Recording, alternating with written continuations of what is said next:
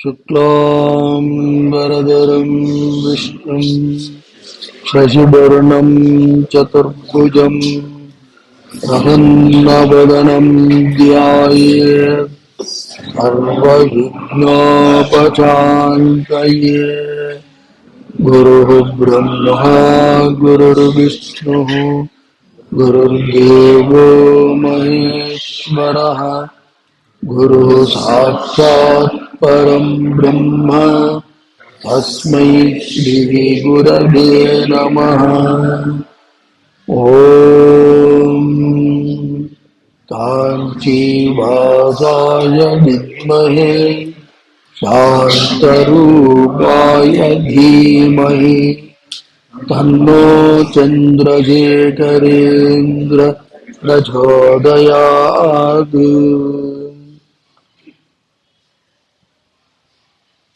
ಕೃಷ್ಣಾಯ ಪರಬ್ರಹ್ಮಣೇ ನಮಃ. ಪರಮೇಶ್ವರ ಸ್ವರೂಪಿಗಳಾದ ತಮ್ಮೆಲ್ಲರಿಗೂ ನಮಸ್ಕಾರ. ಪತಂಜಲಿ ಯೋಗ ಸೂತ್ರಗಳು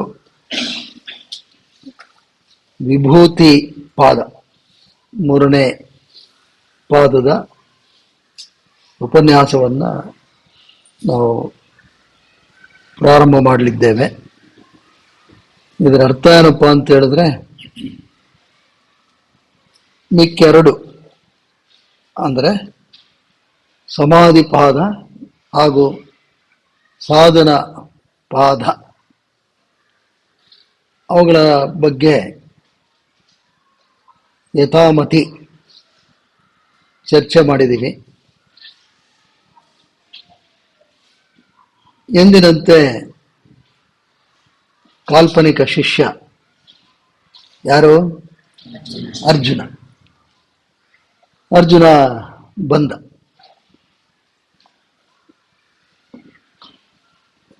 ಕಾಲ್ಪನಿಕ ಗುರುಗಳು ಪತಂಜಲಿ ಮಹರ್ಷಿಗಳು. ಅವನಿಗೆ ಪ್ರಾಯಶಃ ಅಂದಾಜಿತ್ತು, ಮೂರನೇದಕ್ಕೆ ಹೋಗಕ್ಕೂ ಮೊದಲು ಈ ಉಳಿದ ಎರಡು ಏನಾದರೂ ಮಾಡಿದೆಯಾ ಅಂತ ಕೇಳಬಹುದು ಅನ್ನೋ ಅಂದಾಜು ಅವನಿಗಿತ್ತು. ಅದು ಸಹಜವಾಗಿ ಈ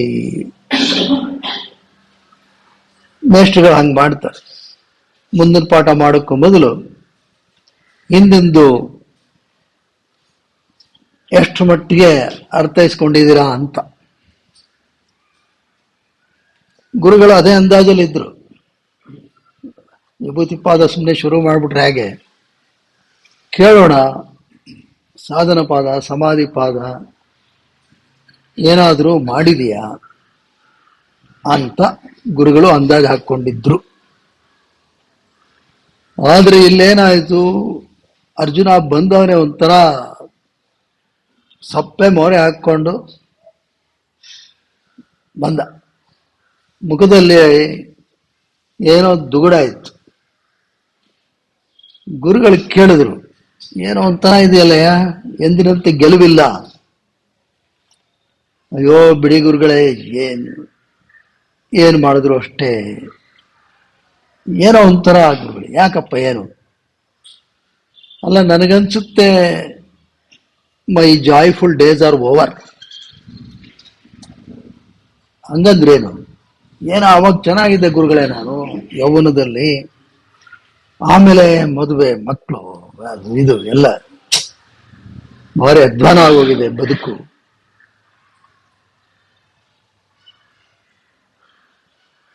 ಈ ಗುರುಗಳಿಗೆ ಅದನ್ನ ಕೇಳ್ಬೇಕಲ್ಲ, ಈಗ ಯಾತಕ್ಕಪ್ಪ, ಏನಾಯ್ತು, ಏನು ನೀವೇನೋ ಹೇಳ್ತಿರ್ತೀರಾ,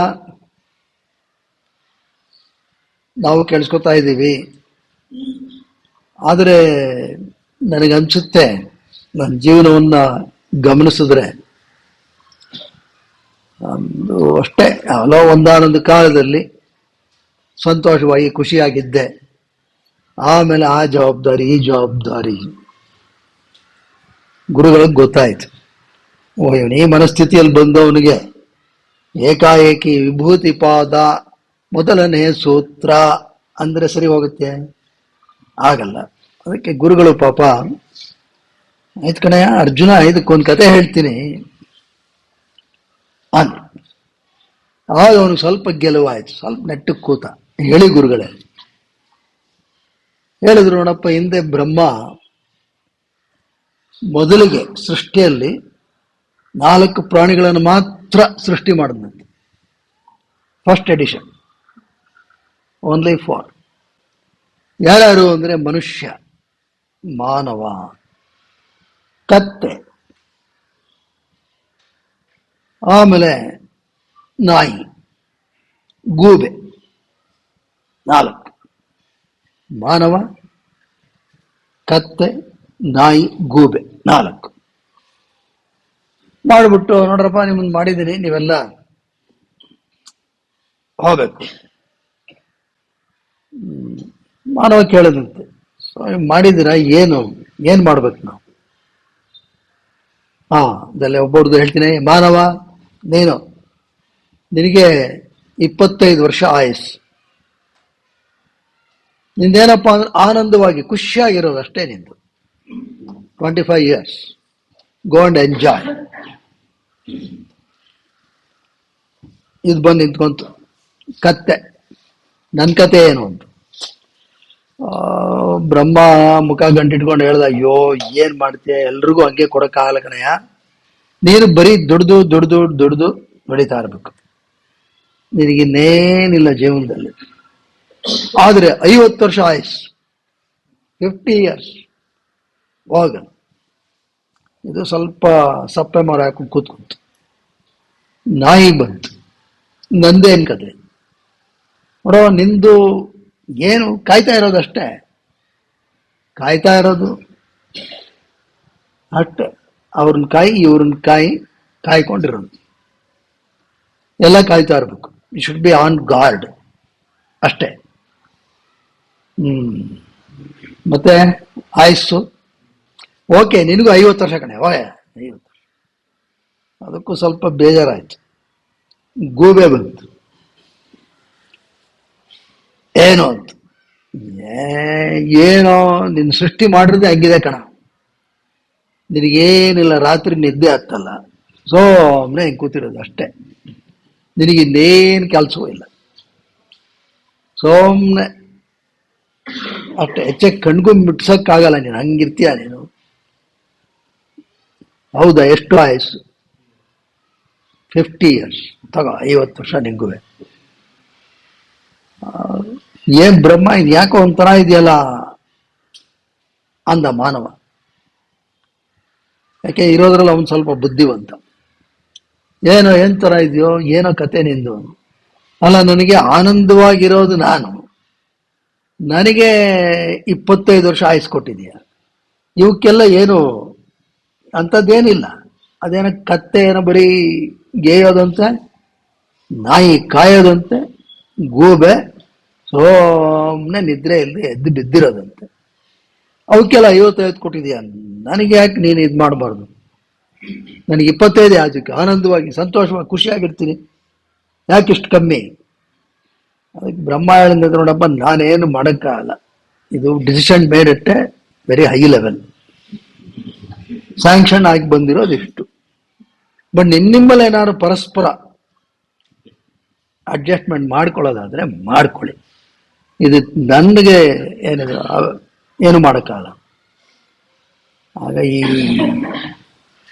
ಕತ್ತೆ ಹೇಳ್ತಂತೆ, ಬರೀ ಗೇಯಕ್ ನನಗೆ 50 ವರ್ಷ ಆಯ್ತು, 25 ವರ್ಷ ಸಾಕು, 25 ವರ್ಷ ಮಾನವನಿಗೆ ಕೊಟ್ಬಿಡಿ, ಖುಷಿಯಾಗ್ಬಿಡುತ್ತೆ ಮನುಷ್ಯ. But thank you donkey, okay good. ಆಮೇಲೆ ನಾಯಿ ಹೇಳ್ತಂತ, ಅದು ಇದು ಕಾಯ್ಕೊಂಡು ಬಿದ್ದಿರೋದಕ್ಕೆ 50 ವರ್ಷ ಆತಿಗ್ಬೇಕು, 25 ಸಾಕು, 25 ಮನುಷ್ಯಂಗೆ ಟ್ರಾನ್ಸ್ಫರ್ ಮಾಡ್ಬಿಡ್ತೀನಿ. ಇವನು ಯಾವ ಹೂ ಜಂಪ್ ಮಾಡಿದ ಮನುಷ್ಯ 75 ಆಯ್ತಲ್ಲ. ಗೂಬೇನೋ ಹೇಳ್ತಂತ, ಏನ್ ಕಣ್ಕೊಂಡ್ ಬಿಟ್ಕೊಂಡ್ರೆ ರಾತ್ರಿ ಎಲ್ಲ ಎದ್ದಿರೋದಕ್ಕೆ ನನಗೆ 50 ವರ್ಷ ಆಯ್ತಕ್ಕೆ, 25 ಸಾಕು, 25 ಟ್ರಾನ್ಸ್ಫರ್. ಮನುಷ್ಯನಿಗೆ. ಮನುಷ್ಯ ಇವನು ಕೋಶ ಆಗ್ಬಿಟ್ಟಂತ, ನೆಲದ ಮೇಲೆ ಬಿದ್ದು ಹೊರಲಾಡ್ತಿದ ಆನಂದ ಖುಷಿ. ಯಾಕೆ? ಶತಾಯುಷಿ ಆಗ್ಬಿಟ್ಟ, 100 ವರ್ಷ. ಬ್ರಹ್ಮನ್ ಕಡೆ ನೋಡಿದಂತ ಮನುಷ್ಯ, ಹಬ್ಬ ಈಗ ರೋಡ್ ಸರಿ ಹೋಯ್ತು. ಬ್ರಹ್ಮ, ಆಯ್ತು ಹೋಗು, ಗೊತ್ತಾಯ್ತು, ಹೋಗು ಹೋಗು ಹೋಗು, ನನ್ನ ಮಾತು ಕೇಳಲ್ಲ ನೀನು, ಹೋಗು. ಹೋದು, ಆಯ್ತು, ಒಂದೆಲ್ಲ ಆಯ್ತು, ಎಲ್ಲ ಆಯ್ತು, ತೊಳಲಾಟ ಎಲ್ಲ ಆಯ್ತು. 100 ವರ್ಷ ಬದುಕಿದ್ದ. ಬರ್ಬೇಕಲ್ಲ 100 ವರ್ಷ ಆದ್ಮೇಲೆ ಬಂದ. ಬ್ರಹ್ಮನು ಕಮಿಟಿಲಿ ಇದ್ದ ಯಮನ್ ಜೊತೆ ವಿಚಾರಣೆ ಮಾಡೋದಕ್ಕೆ. ಏನಪ್ಪಾ ಹೆಂಗಿತ್ತು? ಯಾಕೆಂದ್ರೆ ಫಸ್ಟ್ ಸ್ಯಾಂಪಲ್ಸ್ ತಾನೆ, ಫೀಡ್ಬ್ಯಾಕ್ ತಗೋಬೇಕಲ್ಲ. ಹೆಂಗಿತ್ತು ಅದ? ಅಯ್ಯೋ ದರಿದ್ರ, ಏನು ಹೆಂಗಾಗೋಯ್ತು, ಬಹಳ ಕಷ್ಟ ಆಗೋಯ್ತು. ನಾನು ಆನಂದವಾಗಿದ್ದಿದ್ದೆ 25 ವರ್ಷ. ನಾನು ಹೇಳಿಲ್ವೇನೋ, ಅದಕ್ಕೆ 25 ವರ್ಷ ಕೊಟ್ಟಿದ್ದೆ. ಆಮೇಲೆ ಏನಾಯ್ತು? ಅಯ್ಯೋ ನೀನು ಹೇಳ್ದಾಗ ಕೇಳ್ಬೇಕಾಯ್ತು. ಮೊದಲು 25 ವರ್ಷ ಯೌವನ, ಯಾವ ತಂಟೆ ತಕರಾರಿಲ್ಲ, ಆನಂದವಾಗಿದ್ದೆ. ಆಮೇಲೆ ಏನು? ಮದುವೆ, ಮಕ್ಕಳು, ಕತ್ತೆ ತರ ದುಡ್ದು ದುಡ್ದು ದುಡ್ದು ದುಡ್ದು ಸಾಕಿದ್ದೆ, ಏನಾಗ್ಲಿಲ್ಲ. ಆ 25 ವರ್ಷ ಕತ್ತೆ ತಗೊಂಡಿದ್ಯಲ್ಲಪ್ಪ ಅಂದ ಬ್ರಹ್ಮ. ಹೌದೌದು, ನಾ ಬರೀ ಆಯುಷ್ ಬರುತ್ತೆ ಅನ್ಕೊಂಡೆ, ಇದು ಬರುತ್ತೆ ಅಂತ ಗೊತ್ತಿಲ್ಲ. ಆಮೇಲೆ ಏನಾಯ್ತು ಅಂತ, ಆಮೇಲೇನು? ಅದು ಇದು ಆ ಆಸ್ತಿ ಪಾಸ್ತಿ ಕಾಯ್ಕೊಟ್ಟಿರ್ಬೇಕು. ಇನ್ನು 25 ವರ್ಷ ಬರೀ ಅದು ಕಾಯಿ ಇದು ಕಾಯಿ, ಮೊಮ್ಮಕ್ಕಳ ಕಾಯಿ, ಅವ್ರು ಬಂದ್ರ ಇವ್ರು ಹೋದ್ರ, ಬರೀ ಕಾಯ್ಕೊಂಡೆ 25 ವರ್ಷ ಆಗೋಯ್ತು, 75 ಆಗೋಯ್ತು. ನಾನು ಹೇಳಿದ್ನಲ್ಲ, ಬ್ರಹ್ಮ ಹೇಳ್ದ, ಹೌದು, ಆ ನಾಯಿ ತರನೇ ನಾನು ಕಾಯ್ಕೊಂಡು ಬಿದ್ದಿದ್ದೆ ಎಲ್ಲ. ಆಮೇಲೆ ಕೊನೆ 25 ವರ್ಷ ಏನ್ ಈ ದೇಹ ಹಂಗೆ ಇರುತ್ತೆ, 108 ಕಾಯಿಲೆ, ರಾತ್ರಿ ನಿದ್ದೆ ಬರಲ್ಲ, ಕೆಮ್ಕೊಂಡ್ ಗೂಬೆ ತರ ನಿದ್ದೆ ಇಲ್ಲದೆ ಎದ್ದಿದ್ದೆ. ಗೊತ್ತಾಯ್ತಾ ಅಂದ ಬ್ರಹ್ಮ. ಗೊತ್ತಾಯ್ತು, ಏನ್ ಮಾಡೋದು ಅಂದ. ಈಗ ಟ್ರಾನ್ಸ್ಫರ್ ಮಾಡ್ಲಾ ಅಂದ. ಇವು 3 ನೋ ವೇ, ಖಂಡಿತ ಸಾಧ್ಯ ಇಲ್ಲಪ್ಪ, ನೀನೇ ಪಡ್ಕೊಂಡಿದ್ಯಾ, ತಗೋ. ಅರ್ಜುನನು ನಕ್ಕ. ಈಗ ಗುರುಗಳು ಹೇಳಿದ್ರು, ಗೊತ್ತಾಯ್ತಾನೆ ಅರ್ಜುನ, ಇದು ಈ ತರ, ಇದು ಯಾವಾಗ ಆಗುತ್ತೆ ಅಂತ ಹೇಳಿದ್ರೆ,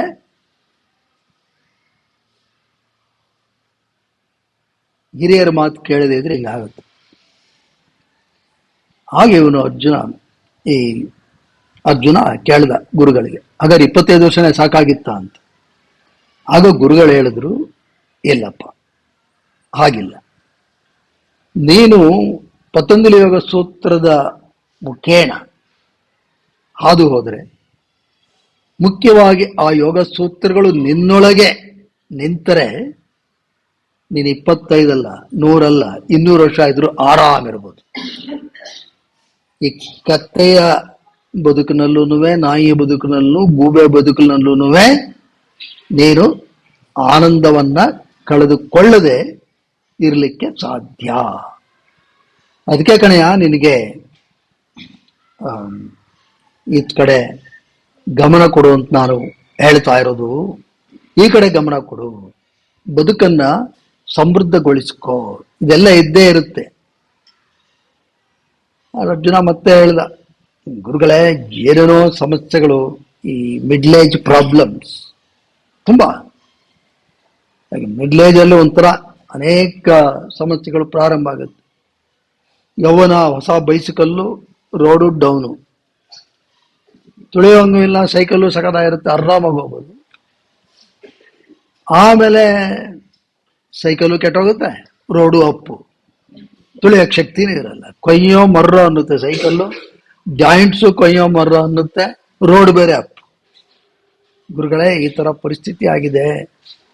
ಏನ್ ಗೊತ್ತು, ಮನೆಯಲ್ಲಿ ಸಂಬಂಧಿಕರು ಅವರು ಇವರು ಏನೇನೋ ಹೇಳ್ತಿರ್ತಾರೆ, ಕಚೇರಿಯಲ್ಲಿ ಏನೇನೋ ಮಾತಾಡ್ತಾ ಇರ್ತಾರೆ. ಇದೆಲ್ಲ ನಾನು ಕೇಳಿಸ್ಕೊಂಡು ಮನಸ್ಸು ವಿಚಲಿತ ಆಗ್ತಾ ಇರುತ್ತೆ. ಆಗ ಪತಂಜಲಿಗಳು ಅಂದ್ರು, ನೋಡಪ್ಪ, ಸಹಜ, ಎಲ್ಲ ಇರ್ತಾರೆ, ಆದ್ರೆ ನೀನು ಸ್ವಲ್ಪ ಆರಾಮಾಗಿರೋದು ಕಲಿಬೇಕು. ನಿನಗೊಂದು ಘಟನೆ ಹೇಳ್ತೀನಿ, ಕೇಳಿಸ್ಕೊ.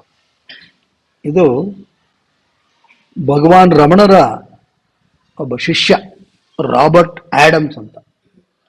ಈತ 1947 ರಮಣ ಆಶ್ರಮಕ್ಕೆ ಹೋದ. 1947. ಆಗಿನ್ನ ಆತನಿಗಿನ್ನ 18 ವರ್ಷ. ಹೋಗಿ ಒಂದು 3 ದಿವಸಕ್ಕೆ ಅಂತ ಹೋಗಿದ್ದ ಅವನು, ನೋಡೋಣ ಅಂತ. ಆದರೆ ಅವರ ಒಂದು ಆ ತೇಜಸ್ಸನ್ನು ಕಂಡು ಅಲ್ಲೇ ಇರೋ ಮನಸ್ಸು ಮಾಡ್ತಾನೆ.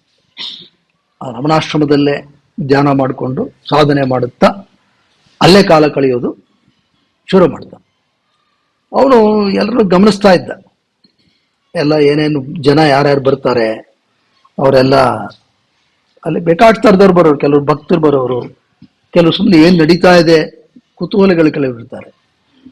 ಇನ್ನು ಕೆಲವರು ಸುಮ್ಮನೆ ಹೇಗೂ ಏನು ಕೆಲಸ ಇಲ್ವಲ್ಲ, ಸುಮ್ಮನೆ ಹೋಗಿ ನೋಡ್ಕೊಂಡು ಬರೋಣ, ಈ ಥರದವರು ಇರ್ತಾರೆ. ಅವ್ರಿಗೆಲ್ಲ ಟಿಪಿಗಳು ಅಂತಾರೆ. ನಮಗೂ ಮೊದಲು ಗೊತ್ತಾಗ್ತಾ ಇರಲಿಲ್ಲ.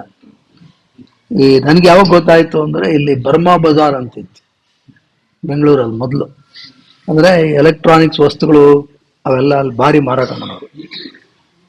ಈಗಲೂ ಇದೆಯಾ? ಇತ್ತೀಚೆಗೆ ಹೋಗೇ ಇಲ್ಲ. ಅದು ತುಂಬ ಚೆನ್ನಾಗಿರೋದು, ಕೊಂಡ್ಕೋತಾ ಇರಲಿಲ್ಲ. ಅದು ನೋಡೋಕ್ಕೆ ತುಂಬ ಜನ ಹೋಗೋರು. ಅವ್ರ ಅಂಗಡಿ ಒಳಗಡೆ ಕೂತಿರೋರು ಹಿಂಗೆ ಕೂತಿರೋರು. ಏನೋ ಕೇಳ್ತಾ ಇದ್ವಿ ಇದೆಷ್ಟು ಅಂತ. ಅವನೇನೋ ಹೇಳೋನು, ಅವನು ಇನ್ನೊಬ್ಬನು ಹಿಂದಿನಲ್ಲಿ ಏನೋ ಹೇಳೋ, ನಮಗೆ ಹಿಂದಿ ಬರಲ್ಲ ಅಂತ ಏನೋ ಸಮಥಿಂಗ್ ನೋಡು ಅಂತ. ಅದಕ್ಕೆ ಇವನು ಟಿಪಿಗಳು ಕಣೋ ಬಿಡು ಅಂತ ಹಿಂದಿಲಿ ಗೊತ್ತಾಗ. ಟಿಪಿಗಳು ಅಂದ್ರೆ ಟೈಮ್ ಪಾಸರ್ಸ್ ಅಂತ. ಹೌದು. ಹಾಗಾಗಿ ಅವ್ರು ಸೀರಿಯಸ್ ಆಗಿ ತಗೋತಾ ಇರಲಿಲ್ಲ. ಆ ಥರದವರು ಬರೋರು. ಇವನ್ನೆಲ್ಲರನ್ನೂ ಗಮನಿಸ್ತಾ ಇದ್ದ. ಅದರಲ್ಲಿ ಕೆಲವರು ತಮ್ಮ ಕೆಲಸ ತಾವು ಮಾಡ್ಕೊಳ್ಳೋರು, ಇನ್ನು ಕೆಲವರು ಏನೋ ಒಂದು ಕಿರಿಕಿರಿ ಮಾಡೋದು, ಏನೋ ಕಂಪ್ಲೇಂಟ್ ಮಾಡೋದು, ಅದು ಸರಿ ಇಲ್ಲ ಇದು ಸರಿ ಇಲ್ಲ ಅನ್ನೋದು, ಏನೋ ಊಟ ಸರಿ ಇಲ್ಲ ಅಂದರು, ಪಾಯಸ ಹಾಕಿಲ್ಲ ಅನ್ನೋದು, ಏನು ಇವತ್ತು ಸ್ವೀಟೇ ಇಲ್ಲ ಅಂತ ಕಿರಿಕಿರಿ. ಸುಮ್ಮನೆ ಏನೋ ಜಗಳ ಮಾಡೋದು, ತೆಗೆಯೋದು. ಇದು ಒಬ್ಬ ವ್ಯಕ್ತಿ ಇದೇ ಥರ ಕಿರಿಕಿರಿ ಮಾಡಿಕೊಂಡು ರಮಣರ ಹತ್ರಲ್ಲೂ ಹೋಗಿ ಹೇಳೋನು ಈ ಕಂಪ್ಲೇಂಟ್ಗಳು. ರಮಣೇನ ಏನು ಮಾಡ್ತಾರೆ, ಅವ್ರಿಗೇನು ಆಶ್ರಮ ಕಟ್ಟಬೇಕು ಅನ್ನೋದೇ ಇರಲಿಲ್ಲ. ಫಸ್ಟ್ ಜನ ಬಂದರು, ಅವ್ರ ಸುತ್ತ ಕೂತರು, ಅವರು ಆರಾಮಿದ್ರು ಅಷ್ಟೆ. ಅಂಥ ಕಂಪ್ಲೇಂಟ್ ಎಲ್ಲ ಬಂದಾಗ, ದೂರು ಬಂದಾಗ ರಮಣರು ಹೇಳೋರು, ನೋಡಪ್ಪ ನೀನು ಯಾವ ಕಾರಣಕ್ಕೆ ಬಂದಿದೀಯಾ ಅದನ್ನ ನೆನಪು ಮಾಡ್ಕೊ, ಅದನ್ನ ಮರಿಬೇಡ, ಸುಮ್ಮನೆ ಇರು, keep quiet. You would not take any action. You would say no, why you have come here. ರಮಣಾಶ್ರಮಕ್ಕೆ ಯಾಕೆ ಹೋಗ್ತಾರೆ ಅಷ್ಟೇ. ಅದು ಜ್ಞಾಪಕ ಇಟ್ಕೋ ಸಾಕು. ಇನ್ನು ಬೇರೆ ಏನು ಮಾತು ಯಾವುದು ಅಂದರೆ ಡೋಂಟ್ ಕೀಪ್ ಆನ್ ಕಂಪ್ಲೈನಿಂಗ್ ಅನ್ನೋ ಥರ ಅಷ್ಟು ಹೇಳೋರು. ಅಲ್ಲಿ ಬೇಕಾಡ್ತ ಬೇರೆ ಬೇರೆ ಮತದವರು, ಬೇರೆ ಬೇರೆ ಆಶ್ರಮದವರೆಲ್ಲ ಬರೋರು, ಬುದ್ಧಿಸ್ಟ್ ಬರೋರು, ಜೆನ್ ಮಾನ್ಸ್ ಬರೋರು, ಇನ್ಯಾವುದು ಹಠಯೋಗ ಮಾಡೋರು ಬರೋರು. ಆಶ್ರಮ ಒಬ್ಬೊಬ್ರು ಒಂದೊಂಥರ ಮಾಡ್ತಾ ಇರೋರು. ಭಗವಾನ್ ರಮಣರಲ್ಲಿ ಯಾರಿಗೂ ಇದು ಮಾಡಬೇಡಿ, ನಾನು ಈ ರೀತಿ ಹೇಳಲಿಲ್ಲ, ಏನಿಲ್ಲ, ಸುಮ್ಮನೆ ಸಾಕ್ಷಿಗಳಾಗಿರೋರು, ಏನಾದ್ರು ಮಾಡಿ. ಅವ್ರೇನು ಯಾವತ್ತೂ ಕ್ಲಾಸು ಅಂತ ಮಾಡಲಿಲ್ಲ. ಸುಮ್ಮನೆ ಕೂತಿರೋರು, ಜನ ಬರೋರು, ಅವರು ಮುಂದೆ ಕೂತವರು. ಯಾರು ಏನಾದ್ರು ಪ್ರಶ್ನೆ ಕೇಳಿದ್ರೆ ಅದು ಬಹಳ ಮತ್ತು ಮೌನದಲ್ಲೇ ಇದ್ದು ಯಾವಲ್ಲ ಒಂದು ಸರ್ತಿ ತೋಚಿದ್ರೆ ಏನೋ ಒಂದು ಉತ್ತರ ಕೊಡೋರು ಅಷ್ಟೇ. ಅವ್ರದ್ದೆಲ್ಲ ಇಡೀ all the knowledge from Ramana is recorded like that only. ಆ ರೀತಿ ಇದ್ದವರು. ಅಲ್ಲಿ ಈಗ ನಡೀತಾ ಇರ್ಬೇಕಾದ್ರೆ ಒಬ್ಬ ವ್ಯಕ್ತಿ, ಅವನು ಫಾರಿನರ್, ಸ್ಕಾಟ್ಲೆಂಡ್. ಅವನ ಹೆಸರು ಹೆನ್ರಿ ವೆಲ್ಸ್ ಅಂತ. ಹೆನ್ರಿ ವೆಲ್ಸ್ ಅವನೇನಪ್ಪ ಅಂತ ಹೇಳಿದ್ರೆ, ಮೊದಲನೇ ದಿವಸ ಬಂದಂತೆ. ಇದಕ್ಕೆ ಸಾಕ್ಷಿ ಇವರು ರಾಬರ್ಟ್ ಆಡಮ್ಸ್. ಇದಕ್ಕೆಲ್ಲ ಏನು ಘಟನೆಗಳು ನಡೀತು ಅಂತ. ಮೊದಲನೇ ದಿವಸ ಬಂದವನೇ ಭಗವಾನ್ ರಮಣರನ್ನ ಆ ಹಾಲಲ್ಲಿ ಕೂತಿದ್ರಂತೆ. ಅವ್ರು ನೋಡಿ ಅವ್ರ ಪಾದ ಹಿಡ್ಕೊಂಡು ಗೊಳೋ ಅಂತ ಹತ್ತು ಅಲ್ಲೇ ಹೊರಳಾಡಿ, ಓ ಭಗವಾನ್, ನೀವೇ ತಾಯಿ, ನೀವೇ ತಂದೆ, ನೀವೇ ನನಗೆಲ್ಲ, ಬಂಧು ಮಿತ್ರ ಎಲ್ಲ ನೀವೇ, ನೀವು ನನಗೆ ಸಿಕ್ಬಿಟ್ರಲ್ಲ, ಇದೇ ನನ್ನ ಅದೃಷ್ಟ. ಐ ಹ್ಯಾವ್ ಫೌಂಡ್ ಯು, ಇಷ್ಟು ಸಾಕು, this is all what is enough for May ಅಂತ ಹೇಳಿದ. ಏನಲ್ಲೇ ಹೊರಳಾಡ್ತಾ ಇದ್ದಾನೆ. ಯಾರೋ ಕೆಲವರು ಅವನ್ನ ಎಬ್ಸಿ ಕೂರ್ಸಕ್ ಹೋದ್ರಂತೆ. ರಮಣರು ಸುಮ್ಮನೆ ಹಿಂಗೆ ಅನ್ಬಿಟ್ರಂತೆ, ಬಿಡಿ ಬಿಡಿ, ಅವ್ರಿಗೇನು ಸಾಕ್ಷಿಗಳು, ಈಸ್ ಓನ್ಲಿ ಎ ವಿಟ್ನೆಸ್. ಆಯ್ತು, ಇದೀಗೆ ಆಯ್ತು. ಬಂದಾಗೆಲ್ಲ ರಮಣರ ಪಾದ ಹಿಡ್ಕೊಳ್ಳೋದು ಎಲ್ಲ ಮಾಡ್ತಾ ಇದ್ದ. ಒಂದು 2 ತಿಂಗಳಾಯ್ತಂತ. 2 ತಿಂಗಳಾದ್ಮೇಲೆ ಅವನು ಸ್ವಲ್ಪ ಆ ಕಡೆ ಈ ಕಡೆ ನೋಡೋದು, ಅವ್ರಿವ್ರನ್ನ ಮಾತಾಡ್ಸೋದು, ಅಡಿಗೆ ಮನೇಲಿ ಏನು ನಡೀತಾ ಇದೆ ನೋಡೋದು, ಇನ್ಯಾರು ಏನು ಮಾಡ್ತಿದ್ದಾರೆ ನೋಡೋದು, ಅವ್ರು ಕೂಡ ಕಂಪ್ಲೇಂಟ್ ಮಾಡೋದು, ಯಾಕೆ ಹಿಂಗೆ ಮಾಡ್ತಿದ್ದೀರಾ, ಎಲ್ಲಿ ಹೋಗ್ತಿದ್ದೀರಾ, ಅಗತ್ಯ ಇಲ್ಲ, ಸುಮ್ಮನೆ ಅವ್ರನ್ನ ಒಟ್ಟು ಅಲ್ಲಿದ್ದಂಥ ಮ್ಯಾನೇಜರ್ಗೆ ಹೋಗಿ, ನೋಡಿ ಇವ್ರು ಏನೋ ಮಾಡ್ತಿದ್ದಾರೆ ಅಂತ ಅವ್ರ ಕಂಪ್ಲೇಂಟ್ ಮಾಡೋದು. ಇದೆ ಅವನು, ಇದು ಸರಿ ಇಲ್ಲ, ಹಿಂಗೆ ಮಾಡಬೇಕಾಗಿತ್ತು, ಸುಮ್ಮನೆ ಸಲಹೆ ಕೊಡೋದು. ಕೆಲವ್ರಿಗೆ ಅದಿರುತ್ತೆ ಸ್ವಭಾವ, ಕೇಳದೇ ಇದ್ರೂ ಸಲಹೆ ಕೊಡೋದು ಅಂತ, ಸುಮ್ಮನೆ ಉಪದೇಶ ಕೊಡೋದು. ಈಗ ಕೇಳಿದ್ರೇನೆ ಪೂರ್ವ ನಿರ್ಧಾರಿತವಾದ ನಿರ್ಧಾರದೊಂದಿಗೆ ಬಂದು ನಮ್ಮನ್ನು ಕೇಳ್ತಾರೆ ಕೆಲವರು ಅಂತ. ಅವ್ರಿಗೆ ಸಲಹೆ ಕೇಳ್ದೇನೆ ಸಲಹೆ ಕೊಟ್ರೆ ನಡೆಯಲ್ಲ. ಈಗ ನಡೀತಾ ಇತ್ತು. 4ನೇ ತಿಂಗಳಾಯ್ತಂತ. 4ನೇ ತಿಂಗಳಲ್ಲಿ ಏನು ಮಾಡ್ದ, ಅವನು ದೊಡ್ಡ ಕೆಲಸ ಮಾಡ್ದ. $40,000 ಆಶ್ರಮಕ್ಕೆ ಕೊಡ್ತಾನ. 40,000 ಡೊನೇಷನ್ ಕೊಟ್ಟ ಮೇಲೆ ಅವನಿಗೆ ಇನ್ನೊಂದು ಸ್ವಲ್ಪ ಗತ್ತು ಬಂತು. ಅದು ನೋಡಿ, ಅದು ಅಂಥವರ ಸಂಪರ್ಕದಲ್ಲಿದ್ರೂ ಕೆಲವರು ದೇ ಡೋಂಟ್ ಎವಾಲ್ವ್. ಸರಿ, 6 ತಿಂಗಳಾಯಿತು. 6 ತಿಂಗಳಾದ್ಮೇಲೆ ಅವನು ಆ ಮ್ಯಾನೇಜರ್ದೇ ತಪ್ಪು ಕಡಿಡಕ್ಕೆ ಶುರು ಮಾಡಿ, ಫೈಂಡಿಂಗ್ ಫಾಲ್ಟ್ ದಿ ಮ್ಯಾನೇಜ್ಮೆಂಟ್. ನೀವು ಹಿಂಗೆ ಮಾಡಬಾರ್ದ್ರಿ, ಇದು ಹಿಂಗೆ ಮಾಡಬೇಕು, ಅಡುಗೆ ಯಾಕ್ರಿ ಹಿಂಗೆ ಮಾಡಿಸ್ತೀರಾ, ಯಾಕ್ರಿ ಇಷ್ಟೊತ್ತಿಗೆ ಮಾಡಿಸ್ತೀರಾ, ಯಾಕೆ ಊಟ ಇಷ್ಟೊತ್ತಿಗೆ ಯಾಕೆ ಆಗಬೇಕು, ಸ್ವಲ್ಪ ಲೇಟಾಗಿ ಬಂದ್ರೆ ಯಾಕೆ ಬಡಿಸಲ್ಲ, ಎಲ್ಲ ಅಂದರೆ ಆಶ್ರಮದ ನಿಯಮಾವಳಿಗಳನ್ನೇ ಪ್ರಶ್ನೆ ಮಾಡೋ ಮಟ್ಟಕ್ಕೆ ಹೋದ. ಇದು ನಡೀತಾ ಇತ್ತು. ಮತ್ತೆ ಇನ್ಯಾರು ಬಂದರೆ ಅವ್ರಿಗೆ ಗೊತ್ತಾಯ್ತು, ಗುಂಪು ಕಟ್ಟೋದು. ಗುಂಪು ಕಟ್ಬಿಟ್ಟು ಏನು ಹಿಂಗೆ ಮಾಡ್ತಾರೆ, ಹಿಂಗೆ ಯಾಕೆ ಮಾಡಬಾರ್ದು ಇವರು, ಈ ಥರ ಗುಂಪು ಕಟ್ಟೋದು, ಏನು ಇಲ್ಲ ಸಲ್ಲದ ಊಹಾಪೋಹಗಳು ಹರಡಿಸೋದು ಎಲ್ಲ ಮಾಡಿದೆ. 7ನೇ ತಿಂಗಳಷ್ಟೊತ್ತಿಗೆ ಇನ್ನ ಚಿಗಿದ್ಕೊಂಡಂತೆ. ಇನ್ 7 months ಬಂದು ಯಾರನ್ನ, ರಾಬರ್ಟ್, ಇವರು ಸೀನಿಯರ್ ಇರ್ತಾನೆ, ಅವನು ಹತ್ರ ಬಂದು ಕೇಳಿದ, ನೀನು ಇಲ್ಲೇ ಇದೆಯಲ್ಲ, ರಮಣರು ಏನು ಜ್ಞಾನಿಗಳು ಅನ್ಸುತ್ತಾ ನಿಂಗೆ ಅಂತ. ಈಸಿ ಎನ್ಲೈಟೆಂಡ್, ಅವ್ರೇನು ಜ್ಞಾನಿ ಆಗ್ಬಿಟ್ಟಿದಾರ, ಇವ್ರಿಗೆ ಡೌಟು. ಈ ಮಟ್ಟಕ್ಕೆ ಬಂದ. ಅದಕ್ಕೆ ಇವರು ಸುಮ್ಮನೆ ನಕ್ಬಿಟ್ಟು ಹೊರಟೋದ. 8ನೇ ತಿಂಗಳಾಯ್ತು. ತಿರ್ಗಾ ಅವನು ಇವ್ರ ಹತ್ರ ಬಂದ, ರಾಬರ್ಟ್ ಹತ್ರ ಬಂದು, ಅಲ್ಲ ಇದು ಏನ್ ನನಗೆ ರಮಣರದ್ದು ಹಿಡಿಸ್ತಾ ಇಲ್ಲ, ಇಲ್ಲಿ ಜನ ಫಾರಿನರ್ಸ್ ಎಲ್ಲ ಬರ್ತೀವಿ, ಎಲ್ಲ ಮಾಡ್ತೀವಿ, ವಿದೇಶದಿಂದ ಎಲ್ಲ ಬರ್ತೀವಿ, ಇವರೇನು ಒಳ್ಳೆ ಗೋಚಿ ಬಟ್ಟೆ ಹಾಕೊಂಡು ಆಲ್ಮೋಸ್ಟ್ ಬತ್ಲೆ ನಿಂತಿರ್ತಾರೆ, ಫಾರಿನರ್ಸ್ಗೆಲ್ಲ ಭಯ ಆಗಲ್ವಾ ಇವ್ರು ನೋಡಿದ್ರೆ, ಇವ್ರಿಗೆ ಒಂದು ಒಳ್ಳೆ ಬಟ್ಟೆ ಕೊಡಿಸ್ಬೇಕು ನಾವು. ಇದು ಸಲಹೆ ಈ ಮಟ್ಟಕ್ಕೆ ಬಂದು ಕಾಮೆಂಟ್ ಮಾಡೋರು ಮಾಡ್ತಾ ಇರ್ತಾರೆ, ಕ್ರಿಟಿಸೈಸ್ ಮಾಡ್ತಾ ಇರ್ತಾರೆ. ಅದಕ್ಕೆ ಈ ವ್ಯಕ್ತಿ ಭಗವಾನ್ ರಮಣರು ಏನು ಹೇಳಿದ್ರು ಅದನ್ನೇ ಹೇಳಿದ್ರಂತೆ. ರಾಬರ್ಟ್, ನೋಡಪ್ಪ, ಇದೆಲ್ಲ ನಿನಗೆ ಯಾಕೆ, remember the reason why you have come here. ನೀನು ಇಲ್ಲಿ ಯಾತಕ್ಕೆ ಬಂದಿದೀಯಾ, ಅದನ್ನ ನೆನಪಿಟ್ಕೋ ಅಷ್ಟೆ.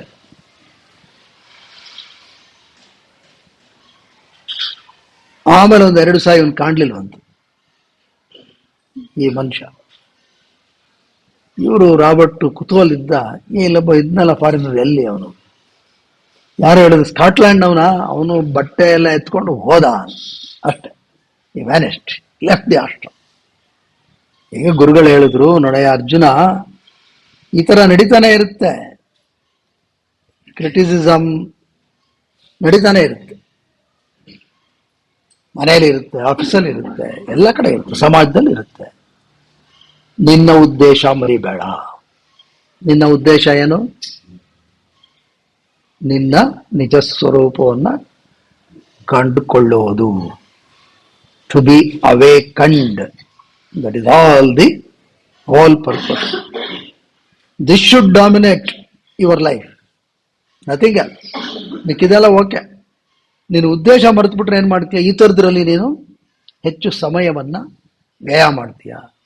ನಿನಗೆ ಗುರಿ ಖಚಿತವಾಗಿದ್ರೆ, ನನ್ನ ಗುರಿ ಇದು, ಆಗ ನಿನಗೆ ಇದು ಯಾವುದೂ ಯಾರೋ ಏನೋ ಅಂದ್ರು, ಅವ್ರು ಸನ್ಮಾನ ಮಾಡಿದ್ರು ಏನು ಅನ್ಸಲ್ಲ, ಅವರು ನಿನ್ನ ತೆಗಳಿದ್ರು ಏನು ಅನ್ಸಲ್ಲ, ನೀನು ಆರಾಮಾಗಿರ್ತೀಯ. ಯಾಕೆ? ನಿನ್ನ ಉದ್ದೇಶ ಗೊತ್ತಿರ್ಬೇಕು.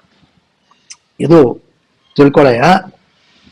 ಇಲ್ಲ ಅಂತ ಹೇಳಿದ್ರೆ ಕಷ್ಟ. ನೀನು ಆನಂದ ಅಂತಕ್ಕಂಥದ್ದು ನಿನಗೆ ಮುಖ್ಯ. ಅದನ್ನು ತಿಳ್ಕೊ. ಜೀವನದಲ್ಲಿ ನೀನು ಎಲ್ಲೇ ಇರು, ಇದೊಂದು ಕಡೆ ಬರೆದಿಟ್ಕೊಂಬಿಡು. ಏನು? Mind the business for which you have come. ಸ್ಪಷ್ಟತೆ ಇರಲಿ. ನಿನ್ನ ಆಫೀಸಲ್ಲೋ ಇಲ್ಲಿ ಎರಡು ತೊಡರುಗಳು ಇದ್ದೇ ಇರುತ್ತೆ ಕಣಯ್ಯ ಅರ್ಜುನ. ಹಾಗಾಗಿ ನೀನು ಇದನ್ನು ಸ್ಪಷ್ಟವಾಗಿ ತಿಳ್ಕೊ. ನಿನ್ನ ಗುರಿ, ನೀನು ಆನಂದ ಸ್ವರೂಪ, ಅದು ಪರಮ ಸತ್ಯ. ಅದನ್ನ ತಿಳ್ಕೋಬೇಕು, ಅದು ನಿನಗೆ ಗೊತ್ತಾಗಬೇಕು. ಅಷ್ಟೇ ನಿನ್ನ ಗುರಿ. ನಿನಗೆ ಗುರಿ ಖಚಿತವಾಗಿದ್ರೆ ಈ ಕೆಲವು ಆ ಕಡೆ ಈ ಕಡೆ ಬರೋದೆಲ್ಲ ಏನು ತೊಂದರೆ ಇಲ್ಲ. ಆಗ ಅರ್ಜುನ ಕೇಳದಂತೆ, ಅಲ್ಲ ಗುರುಗಳೇ, ಒಬ್ಬೊಬ್ರು ಒಂದೊಂದು ಸಲಹೆ ಕೊಡ್ತಾರೆ, ಇದು ಮಾಡು ಅಂತಾರೆ, ಅದು ಮಾಡು ಅಂತಾರೆ, ನಾನೇನ್ ಮಾಡ್ಲಿ, ಏನ್ ಮಾಡ್ಲಿ? ಅದಕ್ಕೆ ಗುರುಗಳು ಹೇಳಿದ್ರಂತೆ, ನೋಡಪ್ಪ, ಸಲಹೆ ಕೊಡ್ತಾ ಇರ್ತಾರೆ, ನೀನ್ ಕೇಳಲಿ ಕೇಳದೆ ಇರಲಿ ಕೊಡೋರು ಕೊಡ್ತಾ ಇರ್ತಾರೆ. ಇದೆಲ್ಲ ನಡೀತಾ ಇರುತ್ತೆ. ಭಗವಾನ್ ರಮಣರ ಜೀವನದಲ್ಲಿ ನಡೆದ ಇನ್ನೊಂದು ಘಟನೆ ಹೇಳ್ತೀನಿ, ಕೇಳಿಸ್ಕೊ. ಏನು? ಒಬ್ರು ಸದಾನಂದ ಗಿರಿ ಅಂತ, ಅವರು ಪ್ರಾಯಶಃ ಈಗಲೂ ಇದ್ದಾರೆ. ಅವರಿಗೆ ಸುಮಾರು 108-109 ವರ್ಷ. ನಾವು ಇದ್ದೆ ಸದಾನಂದ ಗಿರಿ ಅಂತ. ಇವರು ಹಿಮಾಲಯದಲ್ಲಿ ಅವರ ಶಿಕ್ಷಣವನ್ನ, ತರಬೇತಿಯನ್ನ ಈ ಆಧ್ಯಾತ್ಮಿಕ ಕ್ಷೇತ್ರದಲ್ಲಿ ಪಡೆದವರು. ಅವರು 1950ರಲ್ಲಿ ಹಾಗೆ ಬಂದರು, ರಮಣಾಶ್ರಮಕ್ಕೂ ಬಂದರು. ರಮಣರ ದರ್ಶನ ಮಾಡಿದ್ರು, ನಮಸ್ಕಾರ ಮಾಡಿದ್ರು. ರಮಣರು ಇವರಿಗೆ ನೋಡಿದ ತಕ್ಷಣ ಅವರ ಶಿಷ್ಯವರ್ಗನ ಕರೆದು ಇವರಿಗೆ 3ನೇ ಗದ್ದಿಗೆ ಅಂದ್ರೆ 3ನೇ ನಂಬರ್ ರೂಮ್ ಕೊಡಿ ಇವ್ರಿಗೆ ಅಂತ.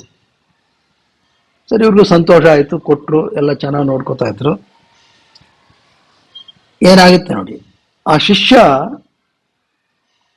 ಒಬ್ಬ, ಆಗಾಗಲೇ ಇವ್ರಿಗೆ 1950 ಕ್ಯಾನ್ಸರ್ ಬಹಳ ಪ್ರಕೋಪಕ್ಕೆ ಬಂದ್ಬಿಟ್ಟಿತ್ತು. 3 ಸರ್ಜರಿ ಆಗ್ಬಿಟ್ಟಿತ್ತು ಅವ್ರಿಗೆ. ಆಗಾಗಲೇ ಅದು ವಾಸಿ ಆಗಿರ್ಲಿಲ್ಲ. ಈ ಸದಾನಂದಗಿರಿಗೆ ಬಂದು ಅವ್ರು ಹೇಳಿದ್ರಂತೆ, ಶಿಷ್ಯ ನೋಡಿ, ಭಗವಾನ್ರು ಯಾರಿಗೂ ಈ ತರ ರೂಮ್ ಇಂಥದ್ದು ಕೊಡಿ ಅಂತ ಹೇಳಲ್ಲ. ಬಂದ್ರೆ ಬನ್ನಿ, ಇಲ್ಲ ಅಂದ್ರೆ ಇಲ್ಲ ಅಂತ ಸುಮ್ಮನೆ ಇರ್ತಾರ ಅವರು. ಯಾರಿಗೂ ರೂಮ್ ನಂಬರ್ 3 ಅಥವಾ ರೂಮ್ ನಂಬರ್ 4 ಆ ಥರ ಎಲ್ಲ ಹೇಳೋದೇ ಇಲ್ಲ. ನಿಮ್ಗೆ ಹೇಳಿದ್ದಾರೆ, ನೀವು ಎಷ್ಟು ಅದೃಷ್ಟವಂತರು, ನಿಮ್ಮಿಂದ ಒಂದು ಕೆಲಸ ಆಗಬೇಕು. ಏನು ನೋಡಿ, ಈ ಥರ ಅವ್ರಿಗೆ ಕ್ಯಾನ್ಸರ್ ಆಗ್ಬಿಟ್ಟಿದೆ. ಆದ್ರೆ ಏನ್ ಮಾಡೋದು ಈಗ? ಅವ್ರು ನನಗೇನು ಚಿಕಿತ್ಸೆನೂ ಬೇಡ ಅಂತಿದ್ದಾರೆ. ಸರ್ಜರಿ ಎಲ್ಲ ಮಾಡಿಸಿದ್ವಿ, ಅದೇನು ಪ್ರಯೋಜನ ಆಗಲಿಲ್ಲ. Now he is refusing to take any treatment. ನೀವೊಂದು ಸ್ವಲ್ಪ ಹೇಳಿ, ಯಾಕಂದ್ರೆ ನಿಮಗೆ ಇಷ್ಟೊಂದು ಅವರು ಪ್ರಿಫರೆನ್ಸ್ ಕೊಟ್ಟಿದ್ದಾರೆ ಅಂದರೆ ಪ್ರಾಯಶಃ ನೀವು ಹೇಳಿದ ಮಾತು ಅವರು ಕೇಳ್ತಾರೆ. ಕೇಳಿ, ಅವನು ಪ್ರೇರೇಪಿಸಿದ್ರು. ಇವರು ಮಾರನೇ ದಿವಸನೇ ಇವ್ರ ಪಾಪ ಬಂದಿದ್ದು ಒಂದು ಸಾಕಷ್ಟು ದಿವಸ ಇರೋಣ ಅಂತ ಬಂದಿರೋದು ಇವರು ಸದಾನಂದಗಿರಿ.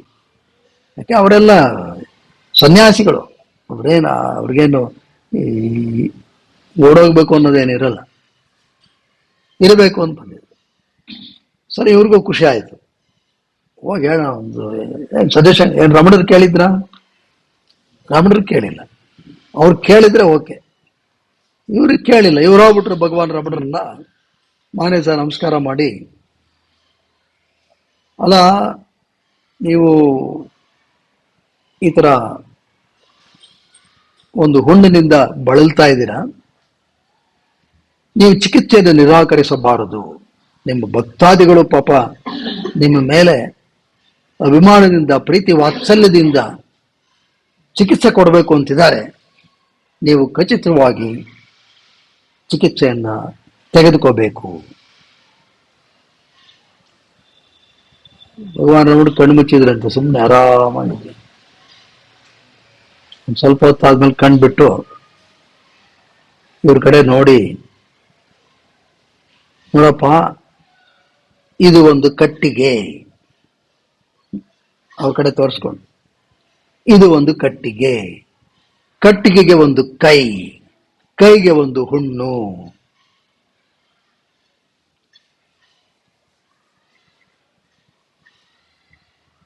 ಈ ಮಾತು ನೀವು ಹೇಳ್ಬಾರ್ದಾಗಿತ್ತು. ಈ ಸತ್ಯ ನಿಮ್ಗೆ ಗೊತ್ತಾಗಿರ್ಬೇಕಾಯ್ತು. ಇದು ಒಂದು ಕಟ್ಟಿಗೆ, ಇದಕ್ಕೊಂದು ಕೈ, ಇದಕ್ಕೊಂದು ಹುಣ್ಣು. ಇದು ಸುಡೋದೆ, ಇದು ಸುಟ್ಟೋಗೋದೆ. ಯಾರೋ ಸಾಮಾನ್ಯರು ಈ ಮಾತು ಹೇಳಿದ್ದಿದ್ರೆ ಪರವಾಗಿಲ್ಲ ಅನ್ಬೋದಾಯಿತು. ನೀವು ಹಿಮಾಲಯದ ಯೋಗಿಗಳು, ನೀವು ಈ ತರ ಮಾತಾಡ್ತಿರಲ್ಲ. ಇದಕ್ಕೆ ಕಪಾಳ ಮೋಕ್ಷ ಅಂತ ಅನ್ನೋದು. ನೋಡಿ ಎಂತ ಉತ್ತರ. ಇವ್ರಿಗೊಂಥರ ಆಗೋಯ್ತಂತೆ. ಅವರೇ ಹೇಳಿರೋದು ಇದು ಮಾತು, ಸದಾನಂದಗಿರಿಗಳು. ಆಗಿನ್ನ ಅವರು ಸ್ವಲ್ಪ ಯೌವನದಲ್ಲೇ ಇದ್ರು. ಅವರು ಶಿಷ್ಯವರ್ಗ ಎಲ್ಲ ಇತ್ತಲ್ಲ, ಕೇಳಿಸ್ಕೊತ. ಇವ್ರಿಗೊಂಥರ ಆಗೋಯ್ತಂತೆ. ಇವರು ಸ್ವಲ್ಪ ಸಿಟ್ಟು ಮಾಡಿಕೊಂಡು, ನೀವು ನನ್ನ ಮಾತು ಕೇಳದೇ ಇದ್ರೆ ನಾನು ಈಗಲೇ ಹೊರಟೋಗ್ತೀನಿ ಅಂದ್ರೆ. ಭಗವಾನ್ ರಮಣರಿಗೆ ಯಾರು ಬಂದ್ರೇನು ಹೋದ್ರೇನು ನಕ್ಬಿಟ್ರೆ ಅಷ್ಟೆ. ಅಂದ್ರೆ ಹೊರಡಿ ಹೊರಟ್ಬಿಟ್ರತಿ ಇವರು. We could not stay. ಆಮೇಲೆ ಆಸ್ ರಿಪೆಂಟೆಡ್ ಆಕ್ಚುಲಿ ಪಾಪ ಅವರು. ಅದಾದ ಕೆಲವೇ ದಿನಗಳಲ್ಲಿ ಇವ್ರದ್ದು ಮಹಾನಿರ್ವಾಣ ಆಯಿತು. ನಮಗೆ ಬೇಸರ ಆಯಿತು, ಎಂತ ಕೆಲಸ ಮಾಡ್ಬಿಟ್ವಿ ಅಂತ. ಹಾಗೆ ನೋಡಿ, ಅರ್ಜುನ ಸಲಹೆ ಸೂಚನೆ ಸುಮ್ಮನೆ ಕೊಡೋರು ಬೇಕಾದಷ್ಟು ಜನ, ಸಾವಿರಾರು ಜನ ಇರ್ತಾರೆ. ಹಾಗನ್ಬಿಟ್ಟು ನೀನು ಅದಕ್ಕೆ ವಿಚಲಿತನಾಗ, ಹೇಳಿದ್ರೆ ಕೇಳಿಸ್ಕೊ, ಸುಮ್ಮನೆ ಇರೋ, ಆರಾಮಾಗಿರು. ಯಾವಾಗ ಆರಾಮಾಗಿರ್ತೀಯ ನೀನು?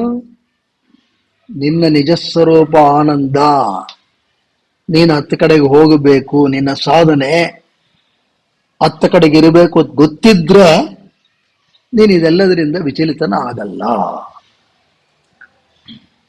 ಪಾಪ ಅರ್ಜುನ ಕೇಳಿಸ್ಕೊಂಡು ಹೇಳದಂತೆ, ಹೌದು ಗುರುಗಳೇ, ಆದರೆ ನಾನು ನೋಡ್ತೀನಿ ಕೆಲವರು ಇಲ್ಲ ಸಲ್ಲದ್ದು ಹೇಳ್ಬಿಡ್ತಾರೆ ಗುರುಗಳೇ. ನಿಜ ಹೇಳಲ್ಲ, ಸುಳ್ಳು ಏನಾದ್ರು ಹೇಳ್ಬಿಡ್ತಾರೆ, ಸುಳ್ಳು ಹಬ್ಬಿಸ್ಬಿಡ್ತಾರೆ. ಅದರಿಂದ ಅದು ಕೇಳಿಸ್ಕೊಂಡಾಗ ಮನಸ್ಸಿಗೆ ಒಂದು ಸ್ವಲ್ಪ ಆಘಾತ ಆಗುತ್ತೆ. ಏನು ಮಾಡೋದು ಗುರುಗಳೇ, ಈ ಥರ ಆಗ್ತಾ ಇದೆ. ಅದಕ್ಕೆ ಗುರುಗಳು ಹೇಳಿದ್ರಂತೆ, ಇವತ್ತು ಯಾಕೋ ಭಗವಾನ್ ರಮಣರದ್ದೇ ನೆನಪು ಭಾಳ ಬರ್ತಾರೆ. ಅವರ ಜೀವನದ ಇನ್ನೊಂದು ಘಟನೆ ಹೇಳ್ತೀನಿ, ಕೇಳಿಸ್ಕೋ. ಹೇಳಿ ಗುರುಗಳೇ.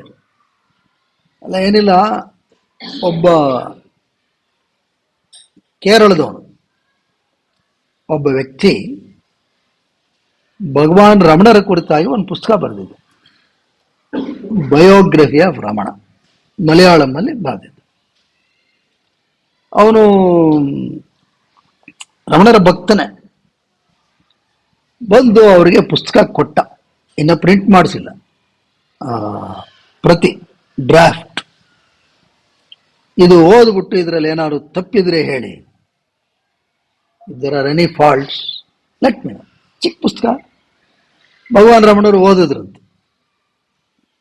ಓದ್ಬಿಟ್ಟು ಒಂದ್ ಕಡೆ ಅವನೇನು ಬರೆದಿದ್ದಾನೆ ಅಂತ ಹೇಳಿದ್ರೆ, ಭಗವಾನ್ ರಮಣರು ಗೃಹಸ್ಥರು, ಅಂದ್ರೆ ಮದುವೆ ಆಗಿದೆ, ಅವರಿಗೆ 4 ಜನ ಮಕ್ಕಳಿದ್ರು, ಅವ್ರಿಗೊಂದ್ಸರ್ತಿ ವಿಶಿಷ್ಟವಾದ ಅನುಭವ ಆಯಿತು. ಆಗ ಅವರು ಕುಟುಂಬವನ್ನೆಲ್ಲ ಬಿಟ್ಟು, ಸಂಸಾರವನ್ನೆಲ್ಲ ಬಿಟ್ಟು ಓಡಿ ಬಂದರು. ರಮಣರು ಓದಿ ಅವರು ಸೂಚಿಸಿದ ಮಿಸ್ಟೇಕ್ ಇವ್ರು ಕರೆದ್ಬಿಟ್ಟು, ನೋಡಪ್ಪ ಇಲ್ಲೊಂದು ಮಿಸ್ಟೇಕ್ ಇದೆ. ಏನು? ಇಲ್ಲಿ ಗೃಹಸ್ಥ ಅಂತ ಬರ್ದಿದೀಯಾ ನೀನು, ಅವನೇನ ಗ್ರೀ ಹಸ್ತ ಐ ಆಗಿ ಬಂದ, ಅದು ಗೃ. ಏನ್ ಹೇಳ್ತಾರೆ ಅದಕ್ಕೆ?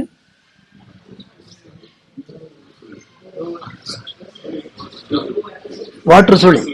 ನೋಡಿದ್ರ ಪರವಾಗಿಲ್ಲ, ಯಾರೋ ನಾ ಯಾರು ಹೇಳದೇ ಇಲ್ವೇ ಅನ್ನೋದು ಅನ್ಕೊಂಡ್ಬಿಟ್ಟಿದೆ. ಹೇಳಿದ್ರು ಹಿಂಗ್ ಬರಿಬೇಕು ಕಣಯ್ಯ, ಇದು ಆ ಥರ ಅಲ್ಲ, ಇದೊಂದು ಸೋಚ್. ಖುಷಿ ಅಡ್ಬಿದ್ದ ಹೋದ. ಕೆಳಗೆ ಹೋಗಿ ಯಾವುದೋ ಒಂದು ಅಚ್ಚಾಕಿಸ್ಬೇಕಲ್ಲ, ಪ್ರಿಂಟರ್ ಅಂಡ್ ಪಬ್ಲಿಷರ್ ಹಿಡಿದು ಕೊಟ್ಟ. ಆ ಪ್ರಿಂಟರ್ ಇದೆಲ್ಲ ಇದು ಸೆಟ್ ಮಾಡೋದಾಗೆಲ್ಲ, ಮಳೆ ಟೈಪ್ ಸೆಟ್ಟಿಂಗ್ ಅಂತ ಏನೋ ಮಾಡೋವಾಗೆಲ್ಲ ಅದು ಮಾಡ್ತಾ ಮಾಡ್ತಾ ನೋಡಿದಂತೆ, ಅವನಿಗೆ ಭಗವಾನ್ ರಮಣರ ಬಗ್ಗೆ ಗೊತ್ತಿತ್ತು. ಇದೇನು ಹಿಂಗೆ ಬರ್ದಿಯಾನಲ್ಲ, ಅವರು ಮದುವೆ ಅಂದ್ರೇನು, ಅವ್ರಿಗೆ ಸಂಸಾರ ಅಂದ್ರೇನು, 10 ಜನ ಮಕ್ಕಳಂದ್ರೇನು, ಇವನೇನು ಬರೆದಿದ್ದಾನೆ ಅಂದ್ಬಿಟ್ಟು ಆ ಪ್ರತಿ ತಗೊಂಡು, ಕೇರಳದವರೇ ಇನ್ನೊಬ್ರು ಭಗವಾನ್ ರಮಣರ ಮಹಾನ್ ಭಕ್ತರು ಕುಂಜುಸ್ವಾಮಿ ಅಂತ, ಇವ್ರ ಬಗ್ಗೆ ಬಹಳ ಬರುತ್ತೆ ಅವರ ಜೀವನದಲ್ಲಿ. ಕುಂಜುಸ್ವಾಮಿಗೆ ಈ ಪ್ರತಿಯನ್ನು ತಗೊಂಡು ಹೋದ್ರಂತೆ. ನೋಡಿ ಏನ್ ಹಿಂಗ್ ಬರ್ದಿಯಾರಂತ. ಕುಂಜುಸ್ವಾಮಿಗಳಿಗೆ ಆಘಾತ ಆಗೋಯ್ತಂತೆ. ಇವ ಶಾಕ್ಡ್. ಈ ಮನುಷ್ಯ ಹೇಳ್ತೀನಿ, ಇಲ್ಲ ಭಗವಾನ್ ರಮಣರು ಓದಿದ್ದಾರೆ ಇದನ್ನ ಅಂತ. ಅದು ಇದ್ದಿದ್ದು ಗಾಬರಿ ಆಗೋದು. ಕುಂಜುಸ್ವಾಮಿಗಳು ತಕ್ಷಣ ಆ ಪ್ರತಿಯನ್ನು ಎತ್ಕೊಂಡು ಇವ್ರ ಹತ್ರ ಬಂದ್ರು, ಭಗವಾನ್ ರಮಣರ ಹತ್ರ. ಬಂದವರೇ ಈ ಪುಸ್ತಕ ಹಿಡ್ಕೊಂಡು, ಯೋ ಭಗವಾನ್ ಇದೆಲ್ಲ ಸುಳ್ಳು ಸುಳ್ಳು ಅಪ್ಪಟ ಸುಳ್ಳು ಅಂತ ಕೊಟ್ರಂತ. ಅದಕ್ಕೆ ಭಗವಾನ್ ರಮಣರು ಉತ್ತರ, ಏನ್ ಸುಳ್ಳಪ್ಪ, ಏನ್ ಸುಳ್ಳು ಅಂತೀಯ? ಇದೆಲ್ಲ ಏನ್ ಸತ್ಯನ? ಅರ್ಥ ಆಯ್ತಾ? ನಿನಗೆ ಕಾಣ್ತಿರೋದೆಲ್ಲ ಏನ್ ಸತ್ಯನ? ಯಾವ್ದು ಸುಳ್ಳು? ಎಲ್ಲವೂ ಸುಳ್ಳು. ಯಾವ ದೃಷ್ಟಿಯಿಂದ? ಪಾರಮಾರ್ಥಿಕ ದೃಷ್ಟಿಯಿಂದ. ಇವರೇನೋ ಕರೆಕ್ಷನ್ ಎಲ್ಲ ಬರೆದಿದ್ರಲ್ಲಿ ತೋರಿಸಿದ್ರಂತೆ. ಆಗ ಅವ್ರು ಹೇಳಿದ್ರಂತೆ, ನೋಡಪ್ಪ, ಅವನಿಗೆ ತೋಚಿದ್ದು ಬಾರದ ನಿಜ ಅಂತ, ನೀನು ಅದೆಲ್ಲ ಸಪ್ಪು ಅಂತೇಳಿ ನಿನಗೆ ತೋಚಿದ್ದು ಬಾರದೆ ಬಿಟ್ಟಾಗು. He wrote what he knows, you have written what you know. ಸತ್ಯ ಏನು? ಅದು ಸತ್ಯ ಅಲ್ಲ, ಇದು ಸತ್ಯ ಅಲ್ಲ, ಅಷ್ಟೇ ಅವ್ರು ಹೇಳಿದ್ರು. ಅವ್ರೇನು ಆ ವ್ಯಕ್ತಿ ಏನೋ ಸುಳ್ಳು ಬರ್ದಿಯಾನೆ, ತಪ್ಪು ಬರ್ದಿಯಾನೆ ಅಂದ್ಬಿಟ್ಟು ಅವನ್ನ ಏನು ದೂಷಿಸಿ ಖಂಡಿಸಿ, ನನ್ನ ಬಗ್ಗೆ ಹಿಂಗ್ ಬರ್ದಿದ್ಯಾ ಅಂತೇಳಿ ಪುಸ್ತಕವನ್ನು ಹರಿದು ಏನಿಲ್ಲ. ಅಷ್ಟೇ, ಬರೀ ನೀನ್ ತಿದ್ದುತ್ತೀಯ ತಿದ್ದುಕೋ. ಇದು ಈ ಮಟ್ಟ ಮುಟ್ಟೋದು not easy. Only great people can do that. ಇದು ಭಗವಾನ್ ರಮಣರದು. ಇದು ಅನೇಕ ಸತ್ಯ ಹೇಳ್ಬಿಟ್ಟಿದ್ದೀನಿ, ಯಾಕೆ ಇದು ಜ್ಞಾಪಕ ಬರ್ತಾನೆ ಇರುತ್ತೆ ಪದೇ ಪದೇ. ಮೊನ್ನೆನೇ ಏನೇ ಹೇಳ್ಬೇಕಾದ್ರೆ ಜ್ಞಾಪಕ ಬಂತು. ಅಥಣಿಯ ಶಿವಯೋಗಿಗಳದು ಒಂದು ಕತೆ. ಅವರು ಮಹಾನ್ ಯೋಗಿಗಳು. ಅಥಣಿ ಇದರಲ್ಲೇ ಇರೋದು, ಕರ್ನಾಟಕದಲ್ಲೇ. ಅಲ್ಲಿ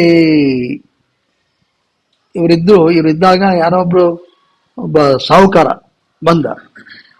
ಮಹಾದ್ವಾರ ಇತ್ತು ಅಲ್ಲಿ, ಇವತ್ತು ಬೇಕಾದ ಬೆಳ್ಳಿ ಇದೆ ಎಲ್ಲ ಇತ್ತಂತೆ. ಬಂದು ಹೇಳ್ದ, ಸ್ವಾಮಿಗಳೇ ಎಲ್ಲ ಬೆಳ್ಳಿ ಕಾಯಿನ್, ಬೆಳ್ಳಿ ಬಿಲ್ಲೆಗಳು ಬಾಗಿಲಿಗೆಲ್ಲ ಹೊಡಿತೀವಿ ಮಹಾದ್ವಾರಕ್ಕೆ. ಇವರೇನ್ ಮಾಡ್ತಾರೆ, ಸುಮ್ಮನೆ ಇದ್ರು.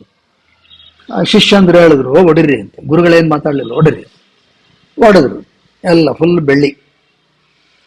ಆಮೇಲೆ ಯಾವತ್ತೋ ಒಂದು ದಿವಸ ಶಿಷ್ಯ ಓಡ್ ಬಂದಂತೆ ಬೆಳಗ್ಗೆ ಎದ್ದು ಗುರುಗಳ ಹತ್ರ. ಏನು ಎದುಸರು, ಗುರುಗಳೇ ಏನಾಯ್ತು, ಯಾಕೆ ಗಾಬರಿ? ಏನಿಲ್ಲ ಬೆಳ್ಳಿ ನಾಣ್ಯಗಳು. ಏನು, ಮಹಾದ್ವಾರಕ್ಕೆ ಹೊಡೆದಿದ್ರಲ್ಲ ಬೆಳ್ಳಿ ನಾಣ್ಯಗಳು, ಯಾರೋ ಕಿತ್ಕೊಂಡು ಹೋಗ್ಬಿಟ್ಟಿದ್ದಾರೆ.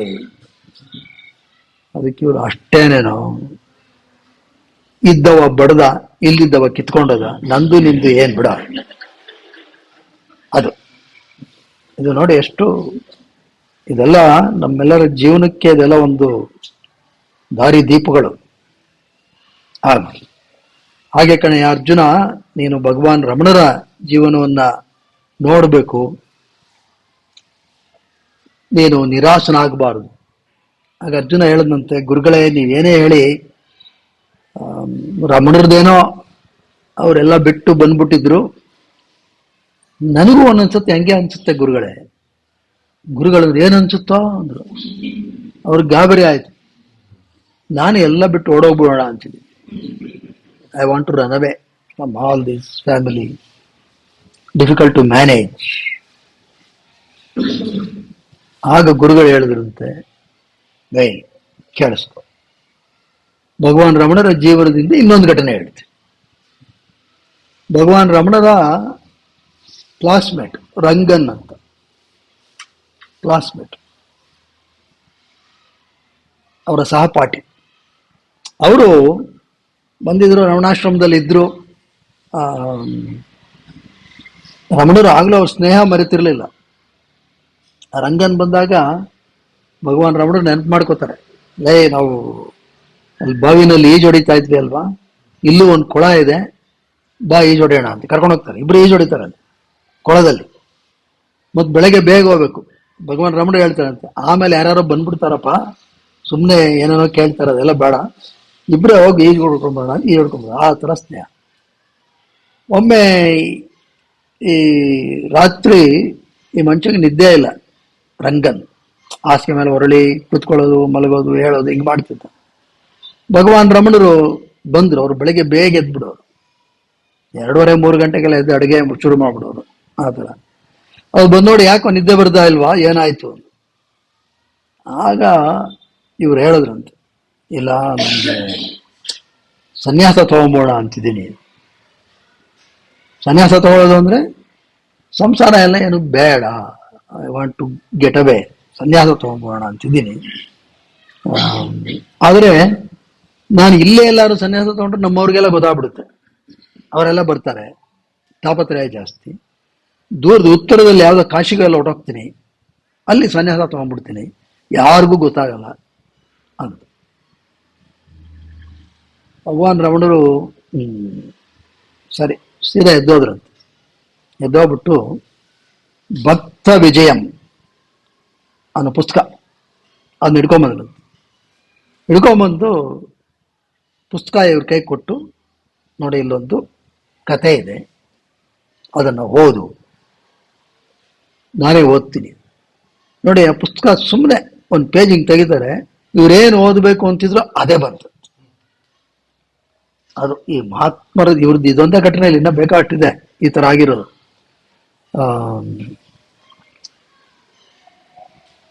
ಅಂತ ಹೇಳಿದ್ರು. ನೋಡಿ ಇದು ಓದ್ತೀನಿ. ಏನಾದ್ರದ್ದು ಸಾರಾಂಶ ಏನಪ್ಪ ಅಂತ ಹೇಳಿದ್ರೆ, ಅದರಲ್ಲಿ ಈ ವಿಠೋಬ, ಎಲ್ಲಿ ವಿಠೋಬ, ವೆರಿ ಗುಡ್, ಪಂಡ್ರಾಪುರ. ಆ ವಿಠೋಬ ಇನ್ಕಾರ್ನೇಷನ್ ಆಫ್ ವಿಷ್ಣು. ವಿಠೋಬ ಅಲ್ಲಿ ಇನ್ಕಾರ್ನೇದೆಲ್ಲ ಬಿಡಿ, ಒಟ್ಟಿನಲ್ಲಿ ವಿಠೋಬ ಸಂಸಾರ ಇತ್ತು, ಯಾವುದೋ ಒಂದು ಉದ್ದೇಶಕ್ಕೆ ಬಂದಿದ್ರು, ಎಲ್ಲ ಆಯಿತು. ಅವರಿಗೆ ಮಕ್ಕಳು ಇದ್ರು.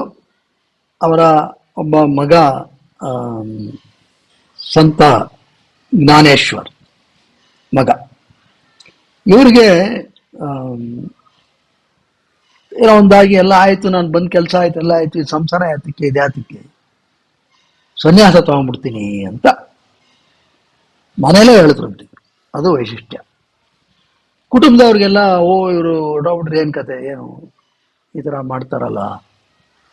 ಆಗ ಅವ್ರ ಮಗ ಸಂತ ಜ್ಞಾನೇಶ್ವರ್ ಅವನು ಹೇಳಿದ್ದ ಅಪ್ಪಂಗೆ ಉಪದೇಶ, ಎಲ್ಲಿ ಹೋಗ್ತೀಯ ನೀನು ಇಲ್ಲಿದ್ರೂ ನಿನ್ನ ಮನಸ್ಸೇ ನಿನ್ನೊಳಗಡೆ ಇರೋದು, ಕಾಡಿಗೋದ್ರೂ ನಿನ್ನ ಮನಸ್ಸೇ ಜೊತೆಲಿ ಬರೋದು. ಸುಮ್ಮನೆ ಕಾಡಿಗೆ ಹೋಗ್ತೀನಿ ಅಂತ ಹೊಟ್ಟೋಗ್ಬಿಟ್ರೆ ಆಗಲ್ಲ. ಪರಿವರ್ತನೆ ಆಗ್ಬೇಕಾಗಿರೋದು ಎಲ್ಲಿ? ಮನಸ್ಸಿನಲ್ಲಿ. ಹಾಗೆ ಇವ್ರಿಗೆ ಹೌದಲ್ವಾ, ಏನು ಕಾಡು ಹೊಟ್ಟೋಗ್ಬಿಟ್ರೆ ಎಲ್ಲ ಮರ್ತು ಬಿಡ್ತೀವ? ಇಲ್ಲ. ಉಪನ್ಯಾಸಕ್ಕೆ ಬಂದವರು ಎಲ್ಲ ಏನ್ ಮರ್ತು ಬಿಟ್ಟು ಬರ್ತಾರ? ಇಲ್ಲಿ ಸುಮ್ಮನೆ ಕೂತ್ಕೊಂಡು ಪ್ರವಚನಕಾರ ಕೃಷ್ಣ ಅಂದ್ರೆ ಅವ್ರ ಮೊಮ್ಮಕ್ಕಳೆಲ್ಲ ಜ್ಞಾಪಕ ಬಂದ್ಬಿಡ್ತಾರೆ. ಆಮೇಲೆ ಇಲ್ಲಿ ಕೃಷ್ಣನೂ ಇಲ್ಲ, ಯಾವ್ದು ಅಷ್ಟು ಸುಲಭಕ್ಕೆ ಮನಸ್ಸಿಂದ ಬಿಡೋದು ಕಷ್ಟ. ಹಾಗೆ ಇವ್ರಿಗೆ ತಕ್ಷಣ ಹೌದಲ್ವಾ, ಕಾಡಿಗೆ ಹೋಗ್ಬಿಟ್ರೇನು, ಇಲ್ಲಿದ್ರೇನು, ಇಲ್ಲೂ ಹಾಗೆ ಇರ್ಬೋದಲ್ಲ. ವಿರಕ್ತತೆ ಅಂತಕ್ಕಂಥದ್ದು ಮನಸ್ಸಿಗೆ ಸಂಬಂಧಪಟ್ಟಿದ್ದೇ ಹೊರತು ನಮ್ಮ ಬಾಹ್ಯಕ್ಕೆ ಸಂಬಂಧಪಟ್ಟಿದ್ದಲ್ಲ. ಇದು ಅವ್ರಿಗೆ ಹಿಡಿಸ್ತು. ಆಮೇಲೆ ಅಲ್ಲೇ ನೆಲೆಸಿದ್ರು, ಅದೆಲ್ಲ ನಿಮ್ಗೆ ಗೊತ್ತಿದೆ. ಅದನ್ನೇ ಅಲ್ಲಿ ವಾರ್ಕರಿ ಪಾತ್ ಅಂತಲೇ ಕರೀತಾರೆ. ಏನಪ್ಪಾ, ನೀವು ಸನ್ಯಾಸಿ ಆಗ್ಬೇಕಾಗಿಲ್ಲ, ಸಂಸಾರದಲ್ಲಿ ಇದ್ದುಕೊಂಡೇ ನೀವು ಭಕ್ತನಾಗಿ ಮುಕ್ತನಾಗಬಹುದು, ಆ ದೈವತ್ವನ ಕಾಣಬಹುದು ಅಂತಕ್ಕಂಥದ್ದು. ಆದರೆ ಅದನ್ನ ನಾವು ಮಾನಸಿಕವಾಗಿ ಮಾಡಬೇಕು. ಇದನ್ನ ಭಗವಾನ್ ರಮಣರು ಹೇಳ್ತಾರೆ. ನೋಡಪ್ಪ, ಇದು ಕಥೆ. ಹಾಗೇನೆ ನೀನುವೇ ಮನಸ್ಸಿಗೆ ಶಾಂತಿ ಬೇಕು ಅಂದ್ರೆ ಎಲ್ಲೋ ಕಾಶಿಗೆ ಹೋಗಿ ಸನ್ಯಾಸ ತಗೋತೀನಿ ಅಂದ್ರೆ ಆಗಲ್ಲ. ಇದೇ ಮನಸ್ಸು ಅಲ್ಲೂ ಬರುತ್ತೆ, ಇದೇ ಕಾಡುತ್ತೆ. ಇಲ್ಲೇನ್ ನಿನ್ನ ಕಾಡ್ತಾ ಇದೆ ಅಲ್ಲೂ ಕಾಡುತ್ತೆ. ಆದ್ರೆ ಕಾಡದೇ ಇರ್ಬೇಕಾದ್ರೆ ಇಲ್ಲೇ ನೀನು ಪರಿವರ್ತಿತನಾಗಬಹುದು ಅಂತ. ಆಗ ಇವ್ರು ಕೇಳಿದ್ರಂತ ರಂಗನ್ ಭಗವಾನ್ರನ್ನ, ನೀವ್ಯಾಕೆ ಸನ್ಯಾಸಿ ಆದ್ರಿ? ನೀವ್ಯಾಕೆ, ವೈ ಡಿಡ್ ಯು ಬಿಕಮ್ ಸನ್ಯಾಸಿ? ಅದಕ್ಕೆ ಇವ್ರು ಹೇಳಿದ್ರಂತೆ, ಅದು ನನ್ನ ವಿಧಿ, ಮೈ ಡೆಸ್ಟಿನಿ ಅಷ್ಟೇ. ನನ್ನ ಡೆಸ್ಟಿನಿ, ಮೈ ಡೆಸ್ಟಿನಿ. ಅಂದ್ರೆ ಇವ್ರಿಗೆ ಸಂಸಾರ ಅನ್ನೋದು ಇರ್ಲೂ ಇಲ್ಲ.